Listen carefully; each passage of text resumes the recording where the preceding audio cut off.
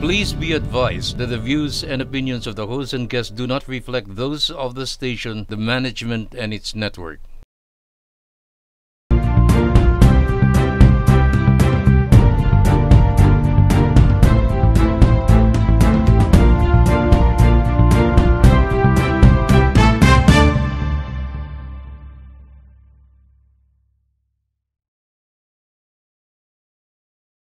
Magandang araw po mga kabarangay. Ito po ang inyong lingkod, Kagawad Butch Serrano, para sa isa na namang magandang talakayan dito sa Barangay Tayo.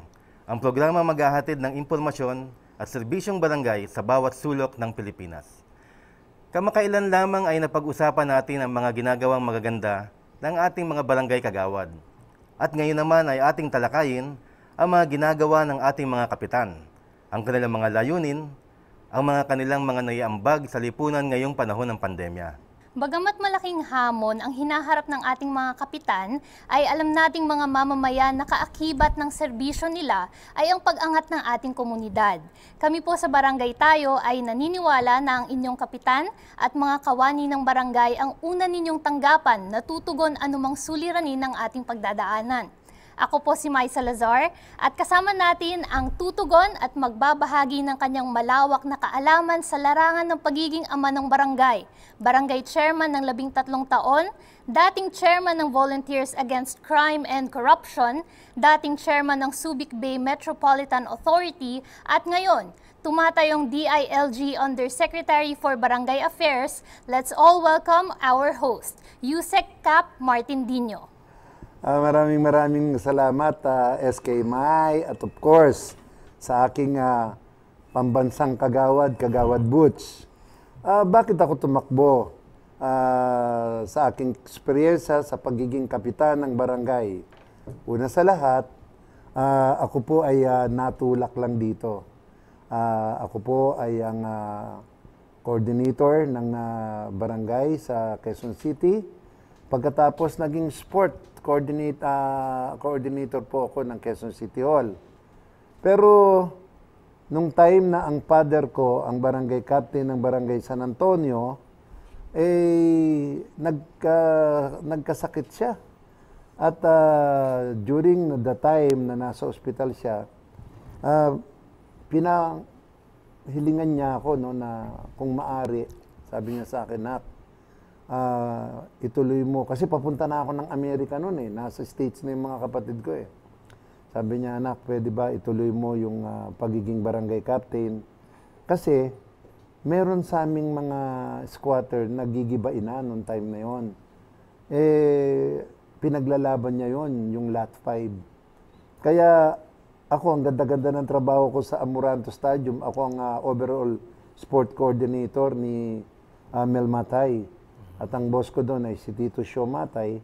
At ang hawak ko na empleyado ay mahigit 150 na security guard. Ako may hawak ng Moranto Stadium. At napakaganda ng aking pwesto. Kaya lang, siyempre, pinangako ko sa aking ama na ipagpapatuloy ko yung kanyang nasimulan at pagiging barangay captain. Kaya, actually, nung namatay siya, nag-take over sa kanya yung first kagawad. At nung time na nagkaroon ng barangay election nung 1994, kahit na napakaganda ng pwesto ko sa Amoranto Stadium, ay nangako kasi ko sa kanya, pero totoo April 8 ang last filing ng candidacy. Hindi na sana ako magpapile dahil sabi ko nga, anong gagawin ko bilang kapitan? Hindi naman ako kilala sa barangay namin. Magre-resign ako. Pero hindi kayo maniniwala, nangingilabot ako ngayon. God, talagang ang lamig na parang dinaganan ako dun sa aking higaan. At pagkatapos ay, sa second floor kasi ako nakatira, kinato ko yung nanay ko. Sabi ko, "Ma," tapos nagulat kami, nag-amoy kandila. Tapos sabi niya, sabi ko, "Ma, diretso ako sa Comelec, magpapile ako ngayon ng kandidatura bilang barangay captain ng barangay namin." Tapos tumawag ako kay Tito Sio Matay. Sabi ko, "Tito Sio, magre-resign muna ako, pero wag mong ibibigay yung pwesto ko dahil alam ko, talo ako Biro mo mga kalaban ko, si Sandro Zamora, artista. Tapos 5 lawyer sa barangay namin, yung nag-donate ng simbahan. Ako hindi ako lumalabas ng bahay. Pero ang tatay ko talagang siya yung tinatakbuhan ng tao, hindi lang sa barangay namin, all over First District. At kaya't nung time na yon, nung nag-file ako ng resignation, automatic yon, resign ka bilang overall coordinator ng Amoranto Stadium. At ayun, nangampanya ako at nakita ko yung pagmamahal ng mga tao sa tatay ko, hindi sa akin. At dahil doon, nangako ako na hindi ako tatanggap ng anumang trabaho. 24/7, ilalaan ko ang aking buhay sa pagiging barangay captain. Siyempre, may experience ako Dahil since 1978, area coordinator ako ng Barangay Operation Center ng Quezon City. Kaya punong-puno ako ng experience sa pagdating dito sa barangay. So doon, in-apply ko lahat. Nung time na yon, if you remember, di ba, meron yung laban. Ano din ako noon, active din ako doon. Tapos at the same time, hanggang umabot nga na sa politika talaga, na interesado ako. So ang nangyari noon, nung 1994, pagtakbo ko, ano na ako ng PDP Laban din. Kasi 1982, trainer na ako ng PDP Laban. At ayun na nga, nanalo ko. At nagulat din ako kung paano ako nanalo dahil mga sikat at batikan. Pero siyempre, utang na loob ko sa father ko yan. Utang na loob ko dun sa mga tulong niya sa binibigay sa aming constituent. Lalo-lalo na dun sa lugar na kung saan gigibain na yung mga squatter pero ipinaglaban niya yon. At ngayon, yung lupa na yon ay pag-aari na ngayon ng mga naninirahan sa Lot 5. Pero hindi ako pumayag na where is as is. Gusto ko subdivision plan. Yan ang sana na mangyari sa mga lupa na ibinibigay ng gobyerno na merong subdivision plan. Ibig sabihin, pwedeng makapasok ang bumbero, pwedeng makapasok ang mga pangunahing tulong na isaayos natin. Kasi yung iba, where is as is. Kaya kung anong yung itsura ng komunidad nyo, nung mga squatters pa, ganun pa rin. Walang pagbabago, mga iskinita na hindi magkasya ang sasakyan. So, ito yung nangyari. At doon, ipinatupad ko lahat ng mga gawain talaga na natutunan ko nung nasa Barangay Operation Center ako. Kamukha dito, kaya lagi kong sinasabi sa mga pumpunong barangay to barangay officials, secretary treasurer, at saka yung mga kagawad, may kanya-kanya tayong trabaho. Ang kipatan ang magpapatupad ng mga gagawin sa barangay, ang kagawad ang babalangkas ng mga ordinansa at saka resolusyon, ang sekretary ang mamamahala sa lahat ng dokumento ng barangay, ang treasurer naman ang mamamahala sa pananalapi ng barangay. Ang barangay tanod ang mamamahala para dun sa pangkatahimikan. Ang ating mga barangay health worker ay para sa kalusugan.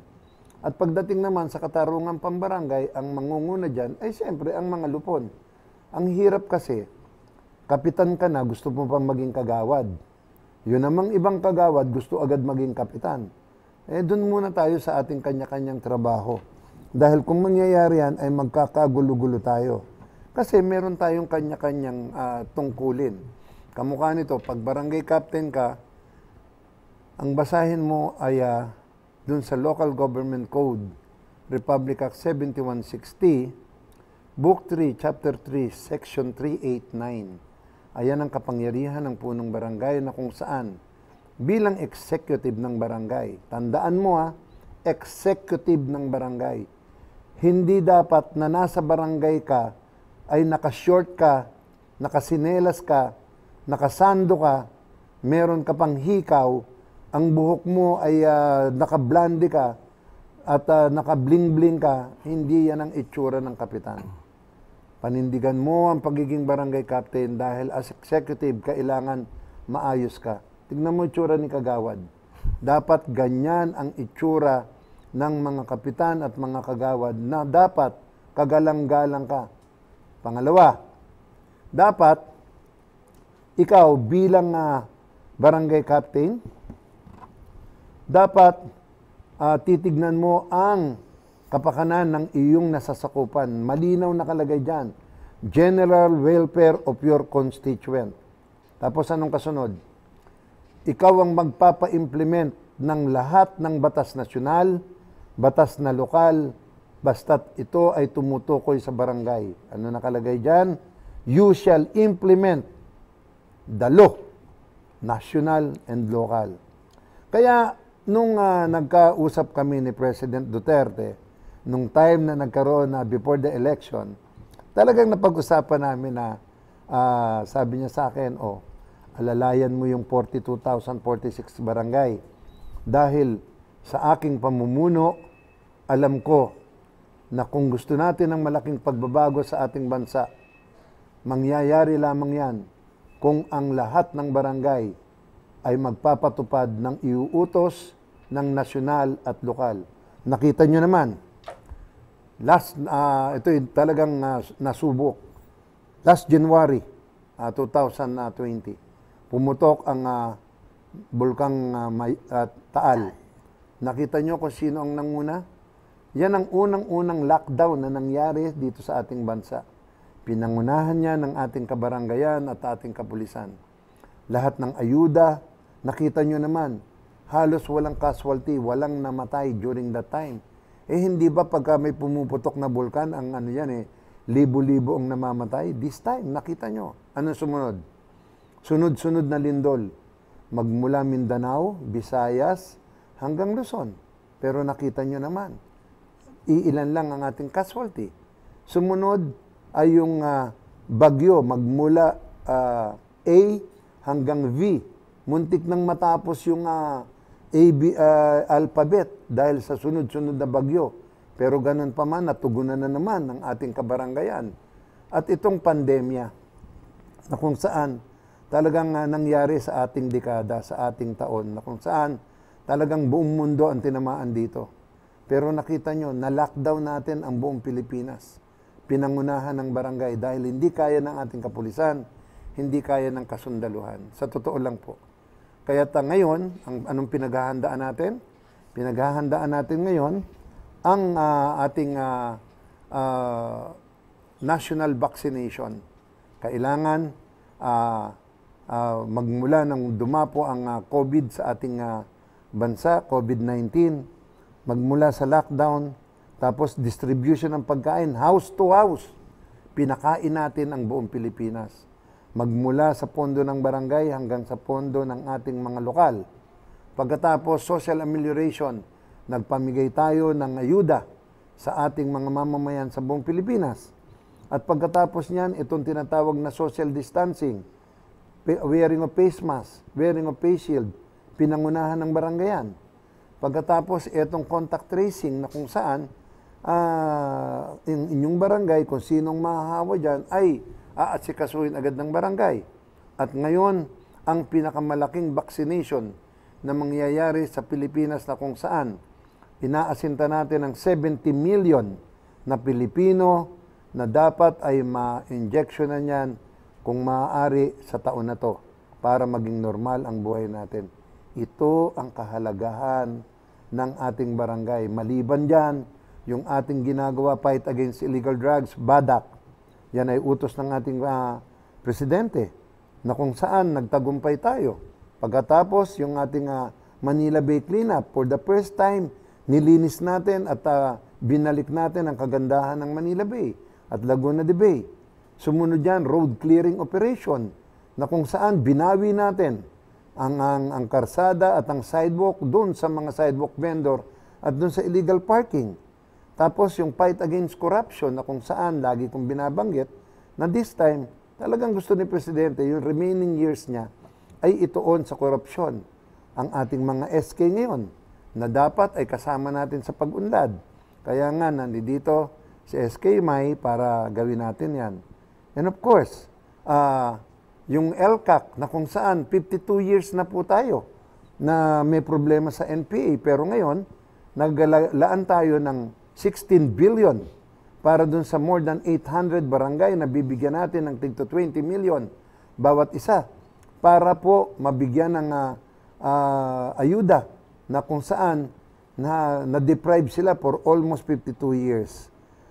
At ngayon, inaayos na po namin na ang mga barangay na to ay magkaroon ng karsada, magkaroon ng tubig, ilaw, magkaroon ng mga eskwelahan, health center, barangay hall, at lahat ng mga amenities na pwede nating ibigay na sa loob ng 52 years ay hindi nila natanggap. At siyempre, yung ating ginagawa ngayon na anti-terrorism at saka we will make sure na yung mga anak natin na nag-aaral sa eskwelahan ay mag-aaral lang. Hindi aakyat sa bundok at hindi sasama dito sa mga violent extremists. Dahil sabi nga, tayo mga magulang, dinala natin ang anak natin, kamukha nila may na para mag-aral, para i-prepare sila sa ating susunod na henerasyon na maging kapaki-pakinabang. So, ayan po yung ating mga dahilan. Kaya po ako tumakbo ng barangay captain at kaya po si President Duterte ay ako ang itinalaga parang pangunahan ang 42,046 barangay sa buong Pilipinas. Di ba, kagawad? Okay. Napakalawak po ng inyo pong knowledge pagdating po sa local government at saka sa barangay affairs. Alam niyo po, marami nagtatanong, Yusek, kasi ngayon, Yusek for Barangay Affairs kayo, kung ano ang sinimulan ni Yusek Dino at napakaganda po ng story niyo sapagkat yung legacy na iniwan ng inyong tatay, talagang bagay na bagay sa istorya ng mga barangay sapagkat ang barangay ay personal relationship sa ating mga constituents.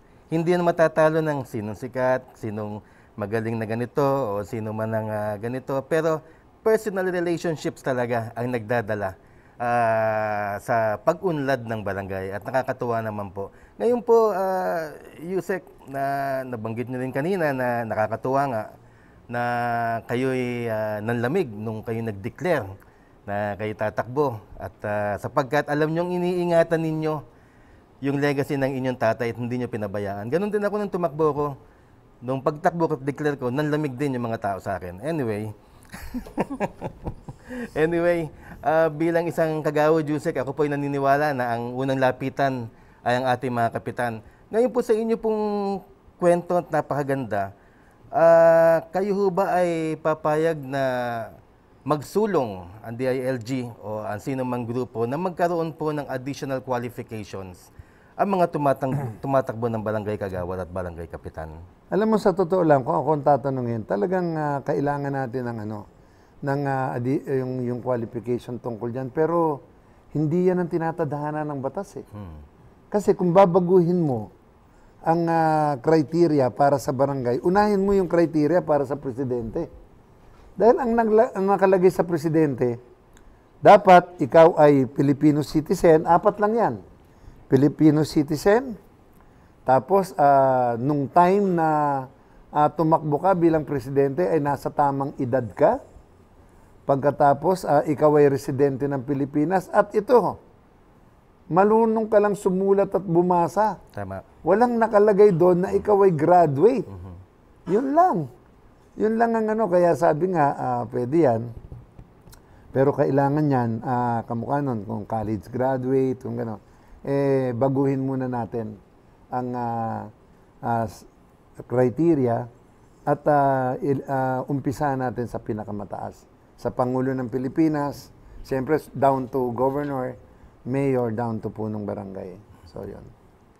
Ako naman po, Yusek, meron din po akong katanungan para naman po sa aming mga kabataan, Yusek. Ngayon po, marami pong kinaharap na ang mga kapitan natin na problema ngayong pandemya, bukod pa po sa kanilang mga primary duties para sa general welfare ng mga residente ng barangay. So para naman po sa aming mga kabataan, kami din po may concerns din po kami at mahirap din po sa SK para po na tugunan po lahat ng mga pangangailangan na ito. Ano naman po kaya ang pwedeng maging role ng mga kapitan sa pagtulong naman po sa aming mga kabataan, Yusek? pangunahing katungkulan ng kapitan, kaya nga tayo merong sangguniang kabataan. Dati ang kabataang barangay. Ang pinakabuod, kaya meron tayong ganyan, ay kayo ang aming sasanayin para pagtapos na kami sa aming tungkulin, kayo na ang papalit. Tawag nga dito, kayo ang breeding ground for good governance. Kayo ang magpapatuloy ng mga magagandang alituntunin na ginagawa ng mga barangay. Kaya ngayon, actually, pinatanggal na natin ngayon yung dating gawi na kung saan ang pera ng kabataang barangay ay napupunta lang sa palaro. Tapos napupunta lang sa mga outing. Hindi na po ngayon yung ganyan. Meron na ngayong criteria, meron nang inilabas ang ating COA. Anyway, mamaya sa ating pagbabalik, no, hihimayin natin yan. Yung mga gagawin ng ating mga SK para sa ikauunlad ng ating kabaranggayan. Maraming salamat po, Yusek, sa paglinaw sa mga importanteng trabaho at responsibilidad ng ating mga kapitan. Sa ating pagbabalik, tatalakayin natin ang mga daing ng ating mga kabarangay sa ating pong complaint desk section na sasagutin po ng ama ng ating mga barangay, Yusek Martin Dino. Susunod po yan, dito lang sa Barangay Tayo.